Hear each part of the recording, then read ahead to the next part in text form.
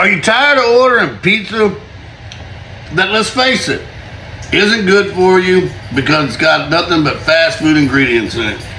Make your own pizza. And my God, it takes them 30 minutes to an hour to bring it to you. And then when it is, the order ain't right and everything else. Make your own. It don't take but 30 minutes to make your own. Come on, let's make something together. Hot. In your mixture, 1.5 cups of bread flour or all-purpose flour. I like to use bread flour. A tablespoon of olive oil. A teaspoon of salt.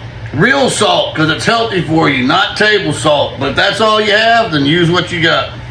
Half a cup of water at about 120 degrees, but it don't have to be perfect. Your machine down, lock it, and then turn it on 2 and let it mix up. This takes about 10 minutes so it gets good mixed well. If you don't have one of these, you can use your hand. It takes about the same amount of time, but hands a little harder to do. As you can see, it's starting to form a ball. It to look real good, but if it was too sticky, just add a little more flour. If it didn't have enough water in it, add a little more water. You'll be able to tell. This is easy. 1 can of original Rotel and 1 can of tomato paste.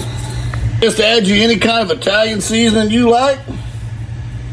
So after your dough's done, you're gonna take you off a pinch, about yay. Be sure to put flour on your wooden surface. Wood works best of all. And your wooden rolling pin. And take it and kind of just roll it out till we get kind of a little circle. Once you do that, you're gonna roll it one way.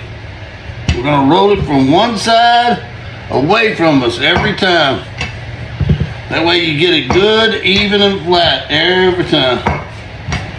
A cast iron skillet, once you got it good and hot, add you just a touch of olive oil on it and spread it out. Take your dough and try to keep air from getting under it. Go ahead and pop it in there and spread it out to fit your 10-inch skillet.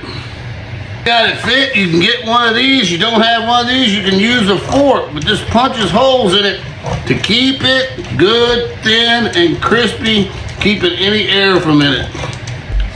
Let's take our homemade sauce and go ahead and put some on there to whatever your liking is, of course. I kind of like mine in between a lot and a little. After that, go ahead and get you some freshly grated mozzarella cheese and put it on the outside, thick on the outside. Then get you some pepperoni. Make sure it's good pepperoni, man. Don't use the real cheap, and spread it out, I guess about in a 4-piece like that there. Put you down some onions. I'm using white onions. Add some homemade Italian sausage. You can buy this at the store and brown it up yourself. Add a little bit of green onions. I'm adding some bell peppers, some mushrooms, some black olives, and some green olives. Once you do that, get you some of that freshly grated mozzarella and go ahead and put it over it. Again, remember, if you go too hard and too heavy, the pizza won't cook right. So you want to do it, accordingly. Now remember, this is hot, so we're gonna stick it in the oven at 500 degrees on broil, close to the fire up top, because we want to cook it from the top down. Notice we stuck it on top, close as we could, and now we're gonna put it on broil and cook it for about 10 minutes. For about 10 minutes, you got thin crust pizza.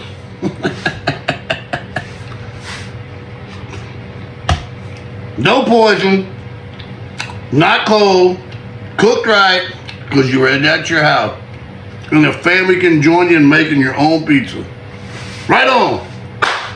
Yeah, man.